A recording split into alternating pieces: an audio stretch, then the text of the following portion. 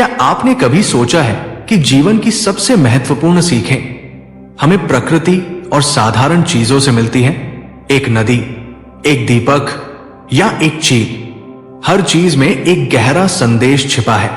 आज की कहानी हमें ले जाती है गौतम बुद्ध और उनके शिष्यों के साथ, जहां उन्होंने सिखाया कि कैसे जीवन को समझने के लिए केवल आंखों से नहीं बल्कि मन और आत्मा से देखना जरूरी है। गौतम बुद्ध अपने शिष्यों के साथ एक बार फिर एक छोटे से गांव में गए। वहां एक नदी किनारे ठहरने के बाद उन्होंने शिष्यों से कहा, आज हम एक महत्वपूर्ण सीख प्राप्त करेंगे। नदी किनारे चलो।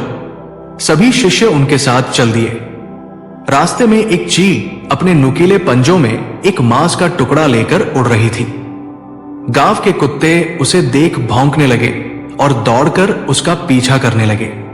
चील ने अपनी उड़ान और तेज कर ली, लेकिन कुत्तों के भौंकने की आवाज और पीछा करने की हरकत से परेशान होकर वो बेचैन हो गई। आखिरकार उसने मांस का टुकड़ा गिरा दिया और खुद एक ऊंचे पेड़ पर जा बैठी। बुद्ध मुस्कुराए और शिष्यों से बोले, देखा चील ने अपने लिए शांति कैसे पाई? शिष्य थोड़ा उलझन में थे। उन्होंने कहा, भगवान, उसने मांस छोड़ दिया, लेकिन इससे हमारी शिक्षा क्या है?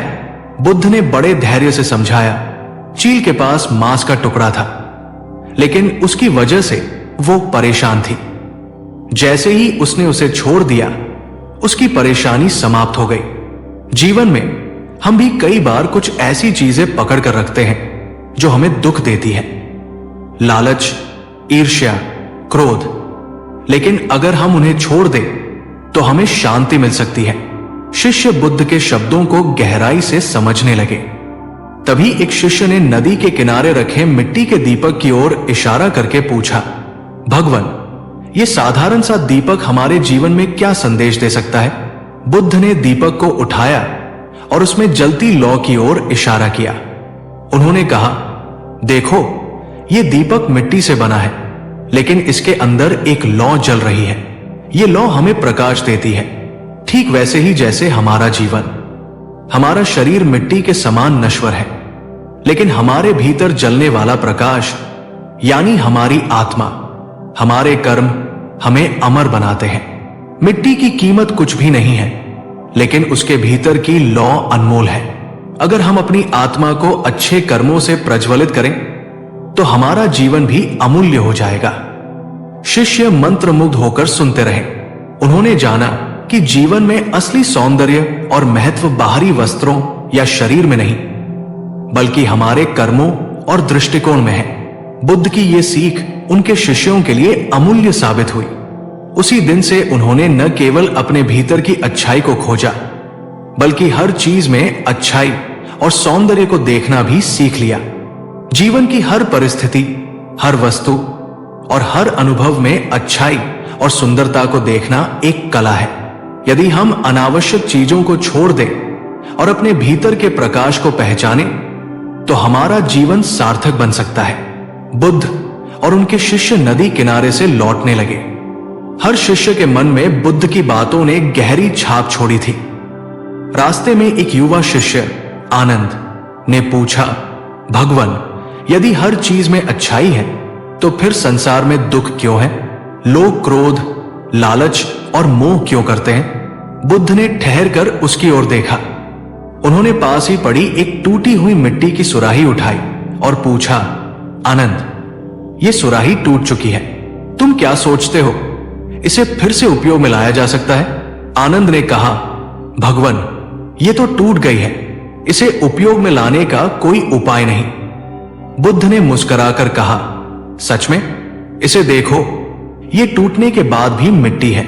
यदि इसे सही तरीके से पुनः मिट्टी में बदल दिया जाए तो ये एक नई सुराही या दीपक बन सकती है। आनंद और अन्य शिष्य समझने की कोशिश करने लगे। बुद्ध ने आगे कहा, इसी तरह मनुष्य भी जब क्रोध, मोह या लालच से भर जाता है तो वो एक टूटी हुई सुराही के समान हो जाता है। लेकिन यदि वह अपने दोषों को पहचान ले और उन्हें त्याग दे तो वो एक नया रूप ले सकता है। दुख और बुराइयां स्थायी नहीं है, ये हमारे भीतर की मिट्टी है जिसे हम चाहें तो सुंदर कृति में बदल सकते हैं। तभी रास्ते में एक किसान आया जिसकी बैलगाड़ी कीचड़ में फंस गई थी। किसान परेशान था और अकेले बैलगाड़ी को बाहर निकालने की कोशिश कर रहा था। बुद्ध रुक गए और शिष्यों को बोले, चलो इसे बाहर निकालने में मदद करें। शिष्य थोड़े हैरान हुए। एक ने कहा, भगवान, ये तो उसका काम है, वो इसे स्वयं क्यों नहीं करता? बुद्ध ने गंभीरता से कहा, कभी कभी दूसरों की सहायता करना उनके भीतर की मिट्टी को नया आकार देने में मदद करता है। ये किसान अकेले अपनी समस्या से लड़ रहा है। हमारी मदद से वो न केवल अपनी समस्या हल करेगा, बल्कि उसे दूसरों की भलाई का भी एहसास होगा। यही अच्छाई का विस्तार है। शिष्य बुद्ध की बात समझ गए। उन्होंने किसान की मदद की और मिलकर बैलगाड़ी को बाहर निकाल दिया। किसान ने कृतज्ञता से बुद्ध और उनके शिष्यों को धन्यवाद दिया। आगे बढ़ते हुए बुद्ध ने शिष्यों से कहा, याद रखो, अच्छाई को केवल देखना ही पर्याप्त नहीं है, उसे कर्म के माध्यम से बढ़ाना भी जरूरी है। जब तुम किसी की मदद करते हो तो न केवल उसकी बल्कि अपनी आत्मा को भी प्रकाशित करते हो। जीवन की यही सच्चाई है। शिष्य ये सीख गहरे से आत्मसात कर गए। अब वे न केवल बुराई में अच्छाई देखने लगे थे, बल्कि उसे अपने कर्मों के माध्यम से और बढ़ाने का प्रयास भी करने लगे। सिर्फ बुराई में अच्छाई देखना ही नहीं, बल्कि अपने कर्मों से अच्छाई को फैलाना जीवन का वास्तविक उद्देश्य है। दूसरों की मदद करने से न केवल उनका जीवन सुधरता है, बल्कि आपकी आत्मा भी प्रकाशित होती है। शिष्य अब गहरे ध्यान में डूबे हुए थे।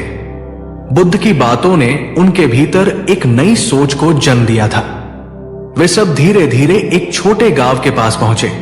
गांव के बाहर एक बूढ़ा आदमी बैठा था, जिसके कपड़े फटे हुए थे और चेहरा थका हुआ था। उसकी आंखों में गहरी उदासी थी। बुद्ध ने उसे देखा और मुस्कुराते हुए उसके पास पहुंचे। उन्होंने शिष्यों से कहा, इस व्यक्ति की आंखों में देखो, क्या तुम इसमें कोई कहानी देख सकते हो? शिष्य चुप थे। उनमें से एक ने कहा, भगवान, ये व्यक्ति गरीब है, इसके जीवन में शायद बहुत दुख है। बुद्ध ने बूढ़े व्यक्ति से पूछा, भाई, तुम्हें किस बात की चिंता है? बूढ़े ने भारी आवाज में कहा, हे साधु, मेरे पास न घर है न परिवार। मैं बूढ़ा हो गया हूं और अब मेहनत करने की ताकत भी नहीं बची। कौन मेरी देखभाल करेगा? बुद्ध ने सहानुभूति भरी दृष्टि से उसकी ओर देखा और बोले, तुम्हारे पास जो बचा है उसे देखो। क्या तुम्हारे पास कुछ ऐसा है जो तुम्हें खुशी दे सकता है? बूढ़ा थोड़ा हैरान हुआ। उसने अपने चारों ओर देखा और निराश स्वर में कहा, मेरे पास कुछ नहीं है। बुद्ध ने मुस्कुराकर कहा, तुम्हारे पास सांस है, जीवन है और सबसे बड़ा खजाना तुम्हारे अनुभव। इनका उपयोग कर सकते हो। बूढ़ा चुप रहा, पर उसकी आंखों में आशा की एक किरण झलकने लगी। बुद्ध ने फिर कहा, हर सुबह जब सूरज उगता है तो वो हमें बताता है कि हर नया दिन नई शुरुआत लाता है। अपने अनुभवों से सीखो और दूसरों की मदद करो। शायद तुम्हारा उद्देश्य अपने दुखों के माध्यम से दूसरों को प्रेरित करना हो। बुद्ध ने शिष्यों से कहा, चलो आज हम इस भाई के लिए कुछ करें। ये जो कह रहा है वही हमें अपने भीतर की करुणा का विस्तार करने का अवसर दे रहा है। शिष्यों ने पास के गांव से कपड़े और भोजन इकट्ठा किया और बूढ़े को दिया। बूढ़ा भावुक होकर रोने लगा। उसने कहा, हे साधु, मैंने सोचा था कि मेरा जीवन समाप्त हो चुका है, लेकिन आज आपने मुझे यह सिखाया कि मुझे अभी भी दूसरों की मदद करने का प्रयास करना चाहिए। बुद्ध ने मुस्कुराते हुए कहा, याद रखो, जब तुम दूसरों के लिए प्रकाश बनते हो तो वो प्रकाश तुम्हारे भीतर भी रोशनी करता है। शिष्य इस पूरी यात्रा के दौरान सीख गए थे कि जीवन में सिर्फ अपने भीतर शांति ढूंढना पर्याप्त नहीं है। असली शांति तब मिलती है जब हम दूसरों की जिंदगी में भी उजाला लाने का प्रयास करते हैं। आगे क्या होता है, बूढ़ा अपनी जिंदगी में कैसे बदलाव लाता है और बुद्ध शिष्यों को और क्या सिखाते हैं, इस कहानी का समापन तब होगा जब आप चाहें। बूढ़े व्यक्ति ने नए कपड़े पहन लिए और बुद्ध के दिए भोजन से अपनी भूख शांत की। लेकिन उसकी आंखों में अब सिर्फ कृतज्ञता नहीं थी, बल्कि एक नई ऊर्जा और जिजीविषा का प्रकाश झलक रहा था। उसने बुद्ध के चरणों में झुककर कहा, भगवान, आपने मुझे सिर्फ भोजन और कपड़े ही नहीं दिए, बल्कि एक नई दिशा भी दी है। अब मैं ये सोचने में समय नहीं गंवाऊंगा कि मेरे पास क्या नहीं है। मैं अपने अनुभवों और शेष जीवन का उपयोग दूसरों के लिए करूंगा। बुद्ध ने उसे आशीर्वाद देते हुए कहा, याद रखो, जब तक जीवन है तब तक सेवा का अवसर है। तुम्हारे अनुभव, तुम्हारा ज्ञान और तुम्हारा समय किसी के जीवन को बदल सकते हैं। यही तुम्हारा असली धन है। बूढ़ा उत्साहित होकर गांव की ओर चला गया, जहां उसने तय किया कि वो गांव के बच्चों को अपने जीवन के अनुभवों से सिखाएगा। बुद्ध और उनके शिष्य अपने अगले गंतव्य की ओर बढ़ गए। रास्ते में बुद्ध ने अचानक सभी शिष्यों को रुकने का आदेश दिया। उनके सामने एक गहरी खाई थी, जिसमें एक घायल हिरण तड़प रहा था। उसका पैर टूट चुका था और वो हिलने डुलने में असमर्थ था। बुद्ध ने शिष्यों से कहा, अब बताओ, इस परिस्थिति में अच्छाई कहाँ है? शिष्य असमंजस में पड़ गए। आनंद ने कहा, भगवान, इस स्थिति में अच्छाई को देख पाना कठिन है। ये हिरण पीड़ा में है और हम इसे बचाने के लिए कुछ कर भी नहीं सकते। बुद्ध ने शांत स्वर में कहा, अच्छाई वहां होती है जहां करुणा और सहानुभूति का जन्म होता है। ये हिरण हमें करुणा दिखाने का अवसर दे रहा है। हमें इसे मरने के लिए नहीं छोड़ना चाहिए। शिष्य तुरंत हरकत में आ गए। उन्होंने पेड़ों से कुछ डालियां काटकर अस्थायी स्ट्रेचर बनाया और घायल हिरण को उस पर लिटा दिया।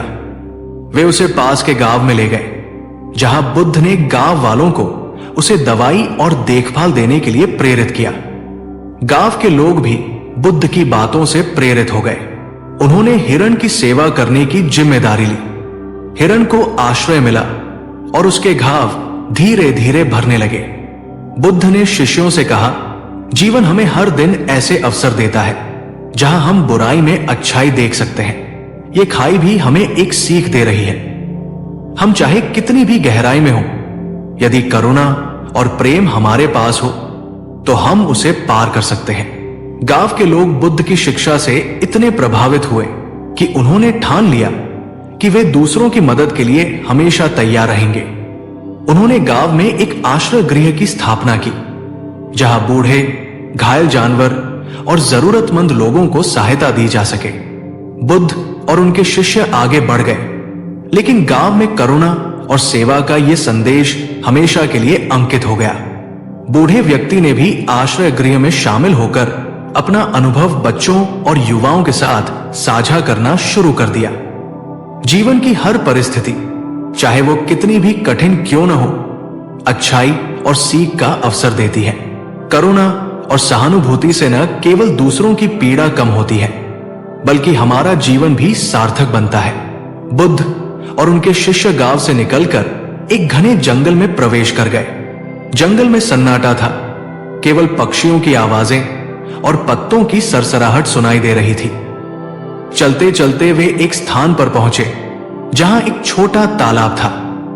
तालाब का पानी शांत था और उसका प्रतिबिंब आसमान की तरह साफ दिख रहा था।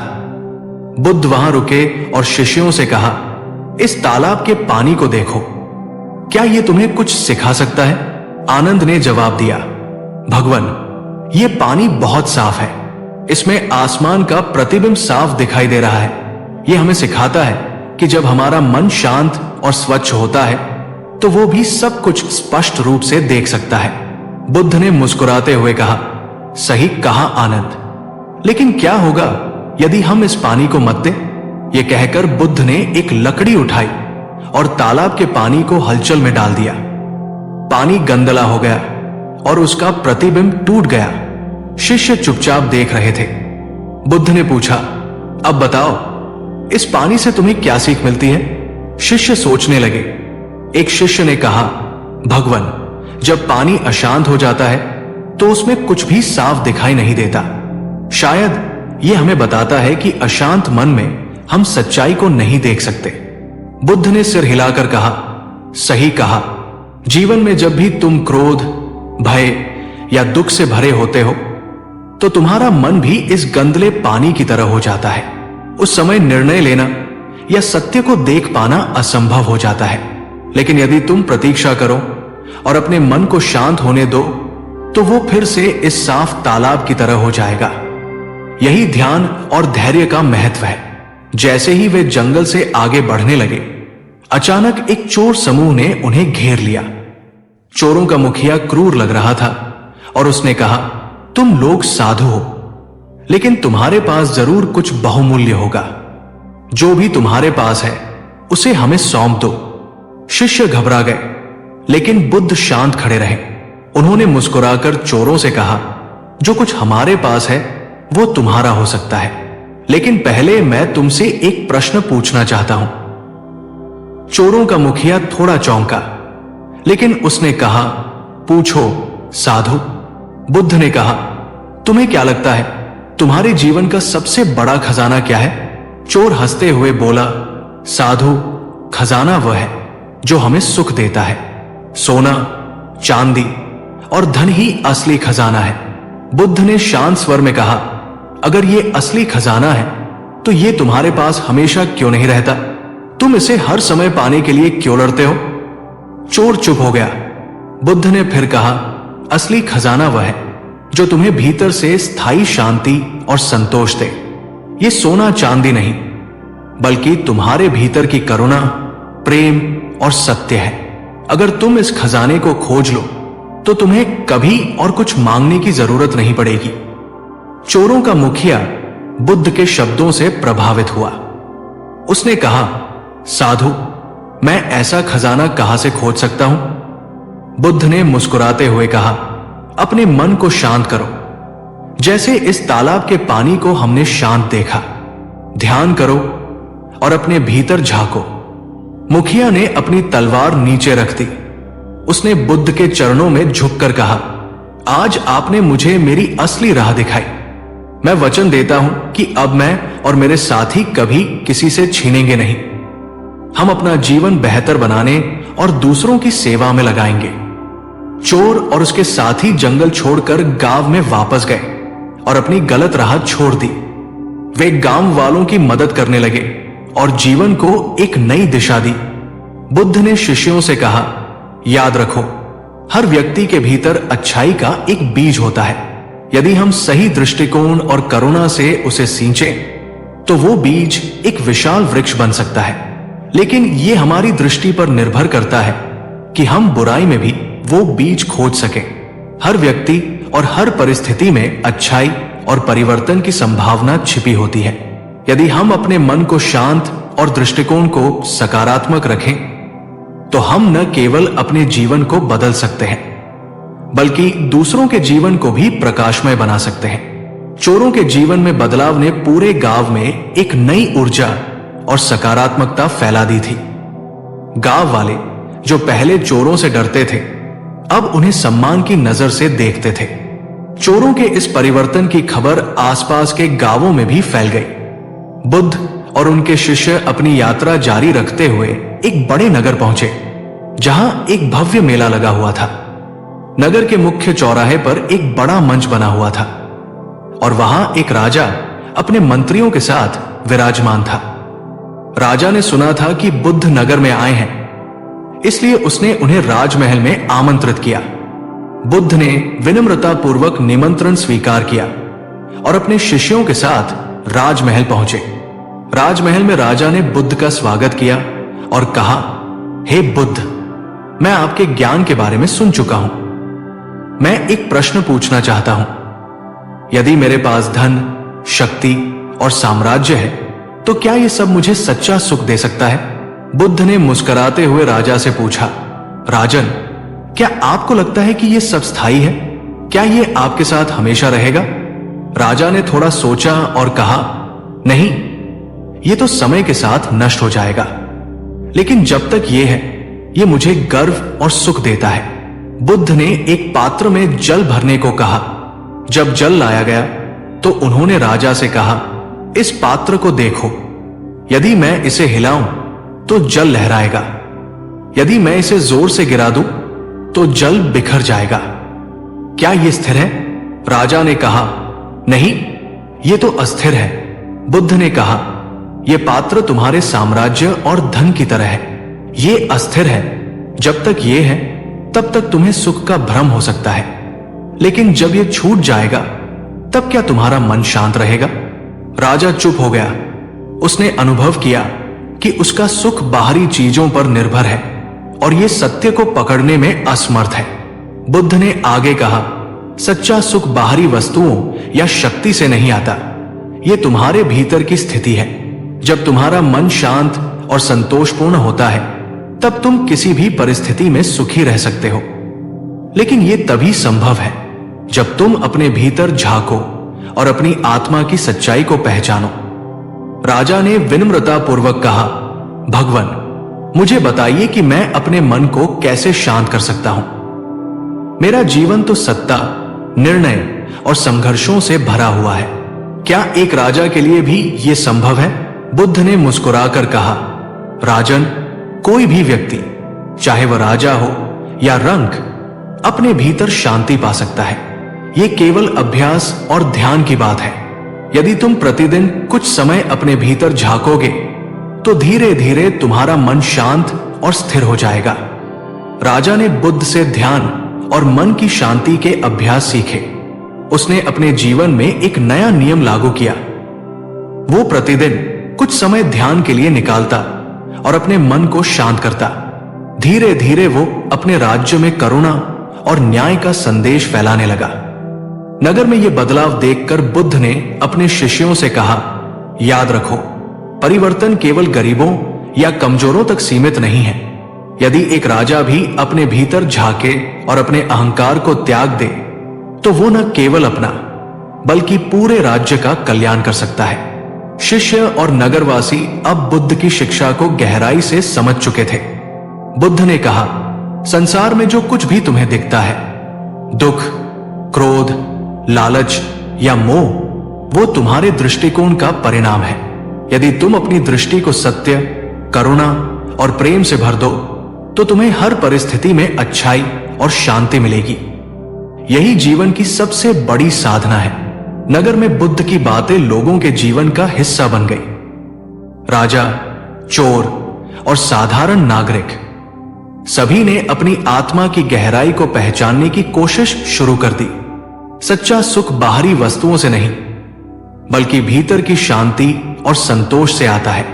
यदि हम अपनी दृष्टि को करुणा और सत्य से भर लें तो हर व्यक्ति और परिस्थिति में अच्छाई और परिवर्तन की संभावना देख सकते हैं। नगर में बुद्ध की शिक्षाओं का प्रभाव बढ़ता गया। राजा ने अब एक नई परंपरा शुरू की थी। हर महीने वो राज्य के नागरिकों को बुलाता और उनसे उनकी समस्याओं पर चर्चा करता। बुद्ध के निर्देशों का पालन करते हुए राजा अब केवल आदेश देने वाला शासक नहीं था बल्कि एक मार्गदर्शक बन गया था। एक दिन नगर के पास स्थित एक छोटे गांव से कुछ लोग राजा के पास पहुंचे। उन्होंने शिकायत की कि उनके गांव में पानी की भारी कमी हो रही है और खेत सूख रहे हैं। गांव वालों का जीवन कठिन हो गया था। राजा ने समस्या सुनी और बुद्ध से इस बारे में मार्गदर्शन मांगा। बुद्ध ने कुछ देर ध्यान किया और कहा, राजन, यदि समस्या बाहरी है तो समाधान भी बाहरी हो सकता है, लेकिन इसका दीर्घकालिक हल तभी मिलेगा जब लोग भीतर से एकजुट होकर इसे सुलझाने के लिए कदम उठाएं। चलो हम गांव में चलकर लोगों को यह समझाते हैं। बुद्ध, शिष्य और राजा गांव पहुंचे। गांव वालों ने बुद्ध का स्वागत किया और अपनी परेशानी बताई। उन्होंने कहा, भगवान, हमारे पास न तो साधन है और न ही शक्ति कि हम अपने गांव को इस संकट से बचा सके। बुद्ध ने गांव के बीचों बीच खड़े होकर सभी से कहा, क्या तुम में से कोई यह बता सकता है कि इस समस्या का समाधान कैसे हो सकता है? गांव के लोग चुप रहे। तभी एक युवा किसान ने कहा, भगवान, यदि हम पास की नदी से एक नहर खोदें तो शायद पानी हमारे गांव तक आ सकता है, लेकिन यह काम बहुत बड़ा है। बुद्ध ने मुस्कुराकर कहा, यह बड़ा काम अकेले करना संभव नहीं है, लेकिन यदि पूरा गांव मिलकर इसे करे तो क्या यह असंभव रहेगा? गांव के लोग थोड़े संकोच में थे, लेकिन बुद्ध की बातों ने उनमें आशा जगा दी। राजा ने भी मदद का वादा किया। बुद्ध ने कहा, स्मरण रखो, सामूहिक प्रयास से बड़ी समस्या हल हो सकती है, लेकिन इसके लिए सभी को अपने अहंकार और अलगाव को त्याग कर एक साथ काम करना होगा। अगले दिन से गांव के लोग और राजा के सैनिक मिलकर नहर खोदने का काम करने लगे। बुद्ध और उनके शिष्य भी इस काम में हाथ बंटाते थे। धीरे धीरे गांव के लोग एकजुट होने लगे। पहले जो लोग आपस में बात भी नहीं करते थे, वे अब एक परिवार की तरह काम कर रहे थे।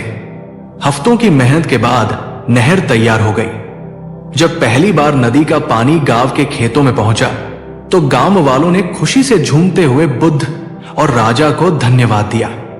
बुद्ध ने कहा, याद रखो, यह पानी सिर्फ तुम्हारे खेतों को ही नहीं, तुम्हारे जीवन को भी सींचेगा। यह तुम्हें सिखाएगा कि जब तुम एक साथ काम करते हो तो तुम किसी भी संकट को हरा सकते हो। इस घटना के बाद गांव के लोग पहले से अधिक संगठित और प्रेम पूर्वक रहने लगे। उन्होंने ये नियम बना लिया कि वे हर समस्या को मिलजुल कर सुलझाएंगे। गांव में अब न केवल पानी था, बल्कि एकता, करुणा और सहयोग का प्रवाह भी था। जब बुद्ध वापस नगर लौटने लगे तो उन्होंने शिष्यों से कहा, इस गांव ने हमें सिखाया कि सच्ची शक्ति अकेले में नहीं, बल्कि एकजुटता में है। जो लोग मिलकर काम करते हैं, वे न केवल समस्याओं का समाधान करते हैं, बल्कि अपने जीवन को भी अधिक अर्थपूर्ण बनाते हैं। राजा ने बुद्ध को धन्यवाद दिया और कहा, भगवान, आपने हमें दिखाया कि सच्चा नेतृत्व लोगों को एकजुट करने और उनकी समस्याओं को हल करने में है।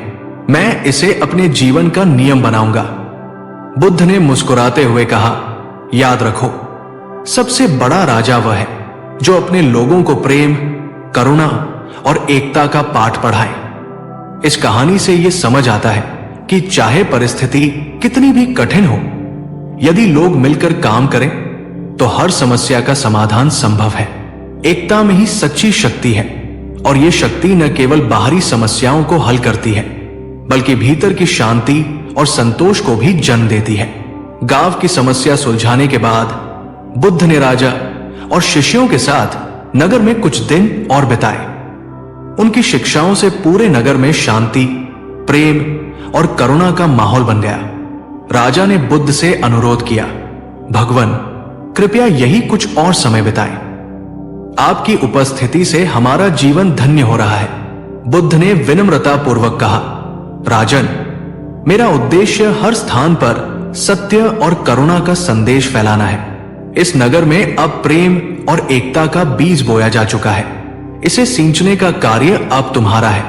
राजा ने बुद्ध को प्रणाम किया और वचन दिया, मैं आपकी शिक्षाओं का पालन करूंगा और अपने राज्य में सत्य, करुणा और न्याय का प्रसार करूंगा। बुद्ध जब आगे बढ़ने लगे तो उनके शिष्य आनंद ने पूछा, भगवान, आपने हमेशा कहा कि हर व्यक्ति के भीतर अच्छाई का बीज होता है, लेकिन क्या यह सच है कि सभी लोग अपनी बुराइयों से ऊपर उठ सकते हैं? बुद्ध रुक गए। उन्होंने पास के एक पुराने पेड़ की ओर इशारा किया और कहा, आनंद, इस पेड़ को देखो, यह बड़ा और मजबूत है, लेकिन इसकी जड़ें गहरी मिट्टी और कंकड़ों के बीच है। क्या तुमने सोचा है कि इसने कैसे इतनी कठिन परिस्थितियों में खुद को खड़ा किया? आनंद ने सिर झुकाकर कहा, भगवान, ये इसलिए संभव हुआ क्योंकि इसने अपनी जड़ों को मजबूत बनाया। बुद्ध ने मुस्कुराकर कहा, ठीक इसी तरह हर व्यक्ति के भीतर अच्छाई की जड़ें हैं। चाहे परिस्थितियां कितनी भी कठिन क्यों न हो, यदि वह अपने भीतर के सत्य को पहचान ले तो वो अपनी बुराइयों को पीछे छोड़ सकता है और एक विशाल वृक्ष की तरह खड़ा हो सकता है। अगले दिन बुद्ध और उनके शिष्य नगर से विदा हुए। नगर के लोग, राजा और गांव के किसान सभी उन्हें विदा देने के लिए एकत्रित हुए। सबकी आंखों में श्रद्धा और मन में उनकी शिक्षाओं को अपनाने का संकल्प था। विदा लेते समय बुद्ध ने कहा, याद रखो, जीवन में सबसे बड़ी साधना अपने भीतर की करुणा और सत्य को खोजना है। बाहर की समस्याएं तुम्हें विचलित कर सकती हैं, लेकिन यदि तुम्हारा मन शांत और दृष्टि सकारात्मक है तो तुम हर कठिनाई को पार कर सकते हो। जैसे ये पेड़ अपनी जड़ों के सहारे खड़ा है, वैसे ही तुम अपने सत्य के सहारे खड़े रहो। यही सच्चा जीवन है। इस कहानी का अंतिम संदेश यह है कि हर व्यक्ति के भीतर अच्छाई और परिवर्तन की संभावना होती है। चाहे कितनी भी कठिनाई हो, यदि हम अपने भीतर झांके, सत्य को पहचाने और एकता और करुणा के साथ कार्य करें, तो हम न केवल अपने जीवन को बल्कि पूरे समाज को बेहतर बना सकते हैं। बुद्ध और उनके शिष्य अपनी यात्रा पर आगे बढ़ गए और उनके द्वारा बोए गए प्रेम और सत्य के बीज उस नगर में सदा के लिए अंकुरित होते रहे। अगर यह कहानी आपको पसंद आई हो तो इसे जरूर शेयर करें। हमारे channel inspirational story by Nishant को सब्सक्राइब करें और नई प्रेरक कहानियों के लिए जुड़े रहें। धन्यवाद।